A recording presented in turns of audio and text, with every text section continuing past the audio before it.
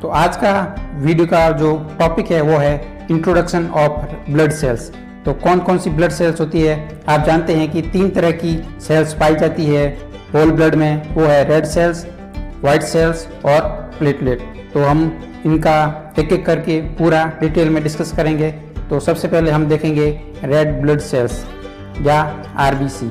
RBC की आप देख रहे हैं ये सर्कुलर होती है और इसकी जो शेप होती है वो बाइकॉन्केव होती है, अर्थात ये दोनों तरफ से जो बीच में थोड़ी सी दबी हुई होती है, उसका जो सेंट्रल एरिया होता है वो कॉन्केव होता है। और इसकी जो कलर है वो रेड कलर ब्लड को ये आरबीसी के कारण ही होता है, और जो मेन इसका प्रोडक्ट है हीमोग्लोबिन, उसके कारण ये रेड होती है। और इसकी आप देख रहे हैं साइज, वो इसका जो व्यास होता है वो 7 माइक्रोमीटर होता है, और इसकी जो चौड़ाई है, विड्थ है, उसकी 2 माइक्रोन होती है, अर्थात इसकी जो लंबाई और इसकी विड्थ होती है 7/2 माइक्रोन। और इसका जो नॉर्मल काउंट होता है ब्लड में वो 4.4 से लेके 5.5 लाख पर क्यूबिक mm होता है। और इसका जो निर्माण होता है वो पहले तो अगर 2 महीने से पहले तो यॉर्क सेल में, और अगर 2 से 7 के बाद लीवर और स्प्लीन में, और 7 महीने बाद इसका जो फॉर्मेशन होता है वो बोन मैरो होता है। जब हम पीबीएफ स्लाइड में देखते हैं तो ये पिंकिश कलर की दिखाई देती है, और जो बीच का जो एरिया होता है जो कॉन्केव होता है उसमें थोड़ा सा लाइट कलर की दिखाई देता है। बाकी जो पूरा होल एरिया होता है वो पिंकिश कलर का दिखाई देता है। और इसकी एक जो स्पेसिफिक होती है वो है इसका रोलेक्स फॉर्मेशन, ये एक दूसरे के ऊपर चिपकी रहती है, इसे बोलते हैं रोलेक्स फॉर्मेशन। इसकी आप दूसरी स्लाइड में भी देखेंगे, ये पिंकिश कलर की दिखाई देती है। लिस्मैन स्टेन या दूसरा स्टेन होती है, उसमें भी आप ये इस कलर की दिखाई देती है। तो इसका जो टाइम पीरियड होता है, अर्थात इसकी जो लाइफ होती है वो 120 दिन की होती है। उसके बाद ये रेटी एंडोथेलियल सिस्टम में जाके नष्ट हो जाती है, और वहाँ से इसका हीमोग्लोबिन रिलीज हो जाता है। और इसमें ग्रेनुल की एब्सेंट होते हैं, और इसमें न्यूक्लियस भी नहीं पाया जाता है। कुछ सेल्स में न्यूक्लियस की कुछ मात्रा पाई जाती है, जिसे बोलते हैं रेटिकुलोसाइट्स काउंट, रेटिकुलोसाइट्स। और इसका दूसरा नाम है इरिथ्रोसाइट्स। इरिथ्रो मतलब रेड, साइट्स मतलब सेल। और ये संपूर्ण जो ब्लड होता है उसमें सबसे भारी सेल्स होती है। WBC, प्लेटलेट और RBC, इन तीनों में जो सबसे हैवीएस्ट पार्ट होता है वो RBC का होता है। जब हम ब्लड लेके सेंट्रीफ्यूज करते हैं तो इसका जो हैवीएस्ट पार्ट होता है वो सबसे नीचे की तरफ बैठा रहता है। तो जो भारी पार्ट सबसे नीचे बैठता है, इस कारण इसका जो मेन पार्ट है हीमोग्लोबिन, उसमें होता है आयरन पार्ट। अगर रेड सेल के जो टोटल ड्राई वेट होता है उसका जो 90% वेट होता है वो HB के कारण होता है, अर्थात हीमोग्लोबिन के कारण होता है। और अगर रेड सेल्स बढ़ जाती है तो उस कंडीशन को कहा जाता है पॉलीसाइथीमिया। और अगर रेड सेल्स की कमी हो जाती है ब्लड में तो उसे कहा जाता है एनीमिया। एनीमिया में न केवल रेड सेल्स की कमी होती है, तो जाहिर सी बात है इसमें चूँकि रेड सेल की कमी होती है तो हीमोग्लोबिन भी कमी हो जाती है।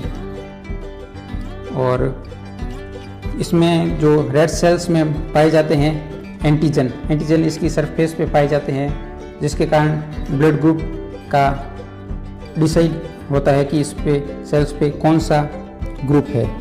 और इसकी जो अगर इस रेड सेल्स को अपन नॉर्मल सलाइन में रखें तो इसमें कोई भी चेंजेस नहीं होगा, लेकिन अगर इसको 2% NaCl सॉल्यूशन में रखें तो क्या होगा कि इसका जो प्रोडक्ट होगा अंदर की सेल्स का वो बाहर आ जाएगा, अर्थात एक्सोऑस्मोसिस होगा, जिसके कारण क्या होगा कि ये सेल श्रिंक हो जाएगी। इसके विपरीत अगर इसको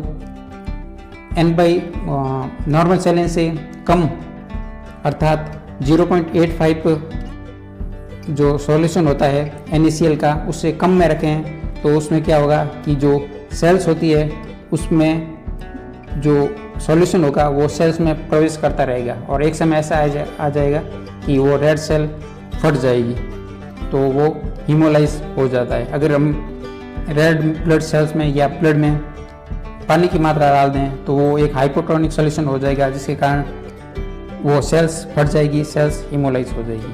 और जो इसके जो अंदर का जो पार्ट होता है पोटेशियम वो सेल्स के अंदर पाया जाता है और सोडियम ये सेल्स के बाहर पाया जाता है, अर्थात रेड सेल्स में पोटेशियम आयन एंटर कर सकता है। इसकी जो झिल्ली होती है, मेम्ब्रेन होती है, उसके थ्रू पोटेशियम आयन एंटर कर सकता है।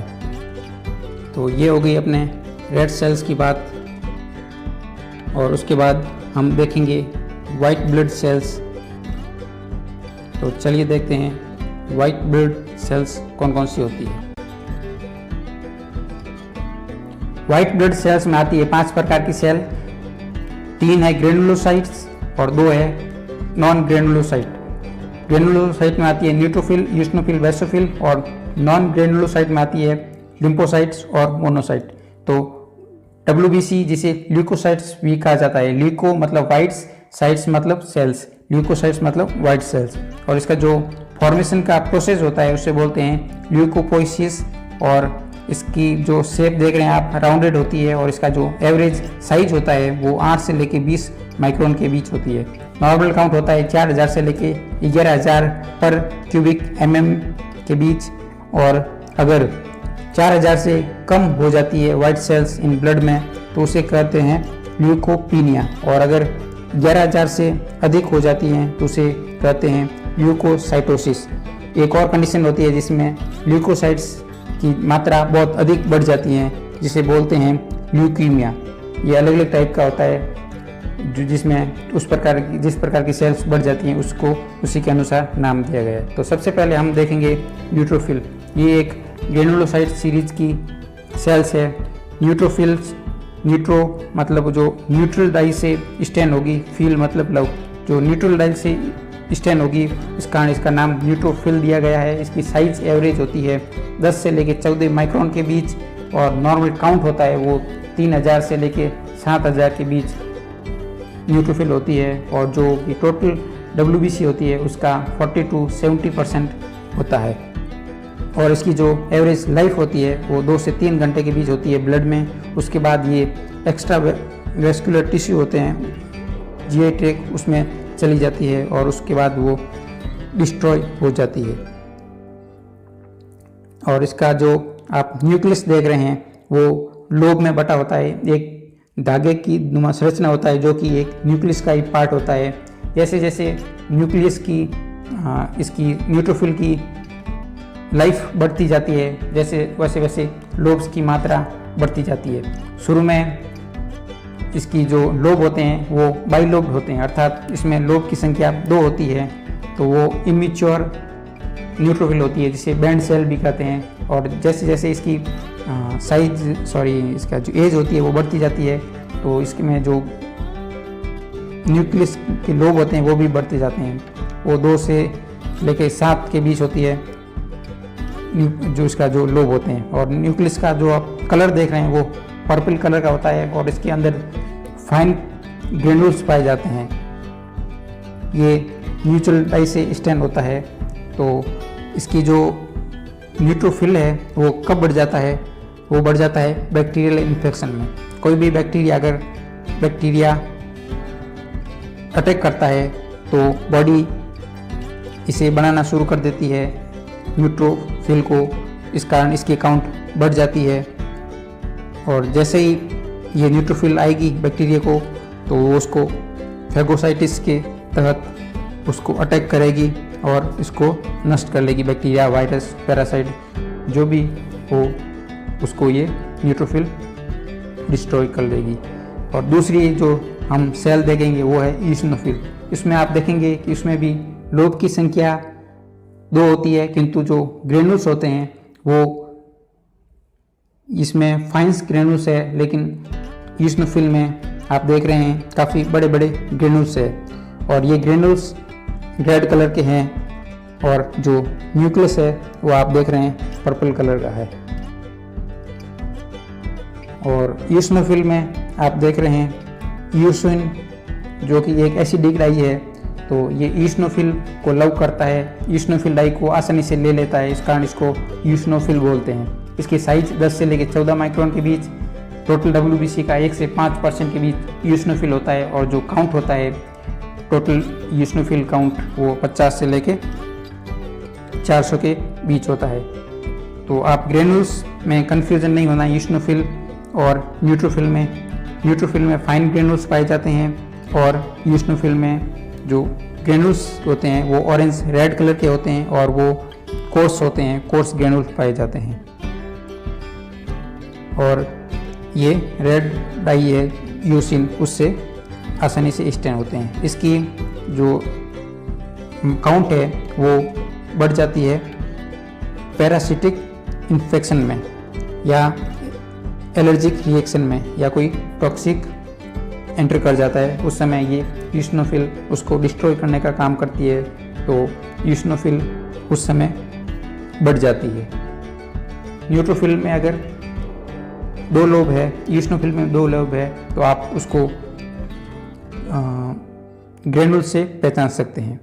तो नेक्स्ट सेल है बेसोफिल, उसमें भी जो ग्रेनुल्स होता है वो कोर्स होते हैं, लेकिन आप देख रहे हैं इसमें जो ग्रेनुल्स है वो ब्लू कलर के दिखाई देते हैं और जो न्यूक्लियस है वो एस शेप का दिखाई दे रहा है। इसका जो नॉर्मल साइज होता है वो 10 से लेकर 14 माइक्रोन, नॉर्मल काउंट 0 से लेकर 50 के बीच, जो कि टोटल WBC का 1% से कम ही होता है। तो बेसोफिल बेसिक डाई लेता है, बेसो मतलब बेसिक डाई लेता है और साइड्स मतलब सेल, जो बेसिक डाई लेता है वो बेसोफिल कहलाती है। इसका कब बढ़ जाता है? इन इन्फ्लामेशन, कोई भी इन्फ्लामेशन होता है उस समय ये हिस्टामिन, सेरोटोनिन, हिपेरिन रिलीज करता है, जो कि एक वेसो डायलेटर है। इसमें आप न्यूक्लियस जो लोब होता है एस शेप का दिखाई दे रहा है और काफ़ी बेसोफिलिक होता है, ब्लू कलर का होता है और मतलब पूरी सेल एक तरह से ब्लू डॉट की तरह दिखाई देगा और जो ग्रेनुल्स होते हैं वो बहुत ही अधिक मात्रा में होते हैं, मोटे मोटे होते हैं और पूरी सेल्स को घेरे रहते हैं, साइटोप्लाज्म में बिखरे रहते हैं। ये जो 3 सेल हमने देखी, न्यूट्रोफिल, ईओसिनोफिल, बेसोफिल, ये इसको डिवाइड करते हैं ग्रेनुलोसाइट्स के अंतर्गत। और न्यूट्रोफिल और ईओसिनोफिल ये दोनों ही बढ़ जाती है पैरासिटिक इन्फेक्शन में। जो नेक्स्ट सेल है वो है लिम्फोसाइट्स, ये ए ग्रेनुलोसाइट्स के अंतर्गत आती है, अर्थात इसमें कोई भी ग्रेनुल्स की मात्रा नहीं पाई जाती है। साइज होती है 8 से लेकर 14 माइक्रोन के बीच, नॉर्मल जो काउंट होता है 1000 से 3000 के बीच होती है, जो कि टोटल वाइट सेल्स होता है उसका 25 से लेकर 45% के बीच होती है। और इसका जो न्यूक्लियस देख रहे हैं आप काफ़ी बड़ा होता है और जो कि पूरे सेल्स को घेरे रहता है और साइटोप्लाज्म के लिए बहुत ही काफ़ी कम स्पेस बचता है। और जो साइटोप्लाज्म होता है वो हल्का ब्लू कलर का दिखाई देगा। और ये जो लिम्फोसाइट्स होती हैं 2 तरह की होती हैं, एक स्मॉल लिम्फोसाइट्स और लार्ज लिम्फोसाइट्स। स्मॉल लिम्फोसाइट्स 8 से लेके 12-14 तक हो सकती है और जो लार्ज लिम्फोसाइट होती है वो इसी बीच होती है, 10 से लेके 14 माइक्रोन के बीच। और ये क्या प्रोड्यूस करती है? IgG, जो कि न्यूट्रलाइज करती है टॉक्सिक को। और जो नेक्स्ट है लिम्फोसाइट्स, उसको 2 भागों में और तरह से डिवाइड कर सकते हैं, एक टी लिम्फोसाइट्स और एक है बी लिम्फोसाइट्स। टी लिम्फोसाइट्स जो कि थाइमस से बनती है, और बी लिम्फोसाइट्स जो बर्सा ऑफ फैब्रिसियस से रिलीज होती है। और जो ये टी सेल्स होती है, टी लिम्फोसाइट्स, वो 70% होती है टोटल लिम्फोसाइट्स की, और 30% होती हैं वो बी लिम्फोसाइट्स होती हैं। तो इसमें आप देख रहे हैं स्लाइड में, तो जो इसका जो न्यूक्लियस है, सेल्स का लगभग पूरा पार्ट घिरा हुआ रहता है। इसमें साइटोप्लाज्म लाइट ब्लू कलर का दिखाई दे रहा है, और पूरी सेल्स में ये जो न्यूक्लियस है वो एक राउंडेड शेप का होता है, और उसको कोई लोब में डिवाइड नहीं होता है लिम्फोसाइट। और जो दूसरी और सेल्स है मोनोसाइट, उसमें भी जो न्यूक्लियस होता है वो लोब में डिवाइड नहीं होता है, और न ही उसमें ग्रेनुल्स पाए जाते हैं। लिम्फोसाइट्स और मोनोसाइट्स एक ग्रेनुलोसाइट में आती है, जिसमें कोई भी लोब की मात्रा नहीं पाई जाती है। मोनोसाइट में देखते हैं कि इसका जो साइज होती है वो समस्त जो भी वाइट सेल्स होती है उसमें सबसे बड़ी होती है। 14 से लेके 18 माइक्रोन के बीच इसकी जो साइज होती है, और नॉर्मल काउंट होता है 100 से लेके 500 के बीच, जो कि टोटल WBC का 2 से 6% के बीच होता है। मोनोसाइट का न्यूक्लियस आप देख रहे हैं, ये किडनी शेप्ड का होता है, और इसमें ग्रेनुल्स एब्सेंट होते हैं। इसकी जो एवरेज लाइफ होती है वो 1 दिन होती है, उसके बाद ये मैक्रोफेज में कन्वर्ट हो जाती है। मोनोसाइट्स कब बढ़ती है? इन क्रोनिक इन्फेक्शन जैसे टीबी, सल्मोनेला टाइफी, उसमें मोनोसाइट्स बढ़ जाती है। ये डिजीज कम्बेटिक डिजीज अगेंस्ट मैक्रोफेज। तो मोनोसाइट्स में न्यूक्लियस काफ़ी बड़ा होता है, लार्जेस्ट सेल होती है WBC की, या हम कहें कि टोटल जो होल ब्लड होता है उसमें से सबसे बड़ी सेल मोनोसाइट होती है। और इसकी जो लेयर बनती है वाइट सेल्स की, वो सेंट्रीफ्यूज में करते हैं, तो वाइट ब्लड सेल्स होती है, उसके बाद रेड सेल्स के बाद वाइट सेल्स की लेयर आती है, जिसे बोलते हैं बफी कोट। और उसके बाद हम आते हैं प्लेटलेट की तरफ। प्लेटलेट बहुत ही छोटी सी संरचना होती है, और इसकी जो एवरेज साइज होती है वो 3 माइक्रोन के बीच होती है, और इसकी जो काउंट होता है वो 1 लाख से लेके 5 लाख पर क्यूबिक mm के बीच होता है। डेंगू में और मलेरिया में इसकी जो काउंट होता है वो कम हो जाता है, उसे बोलते हैं थ्रोम्बोसाइटोपिनिया। और अगर इसकी काउंट बढ़ जाती है तो उसे बोलते हैं थ्रोम्बोसाइटोसिस। इसका जो निर्माण होता है मेगाकैरियोसाइट्स के द्वारा, और इसका नष्ट होती है ये स्प्लीन में बाई मैक्रोफेज द्वारा। इसका जो एवरेज लाइफ होता है वो 7 से लेकर 14 दिन के बीच होता है। प्लेटलेट को बोला जाता है थ्रोम्बोसाइट्स भी कहा जाता है। और इसमें कोई भी न्यूक्लियस नहीं पाया जाता है, और इसमें जो ग्रेनुल्स होते हैं वो बहुत ही फाइन अल्फा ग्रेनुल्स होते हैं, जिसमें संभवतः प्लेटलेट F3 और सेरोटोनिन होता है। और ये जो प्लेटलेट होती है वो कोगुलेशन मैकेनिज्म में बहुत ही इम्पोर्टेंट रोल प्ले करती है। जो अगर ब्लीडिंग स्टॉप होती है तो वो प्लेटलेट प्लग फॉर्मेशन से शुरू होती है, और उसके बाद ही ब्लीडिंग स्टॉप होती है। तो थ्रोम्बोसाइटोसिस के तहत थ्रोम्बोसाइटोसिस जिसमें ये प्लेटलेट बढ़ जाता है। तो thank you for the watching the video.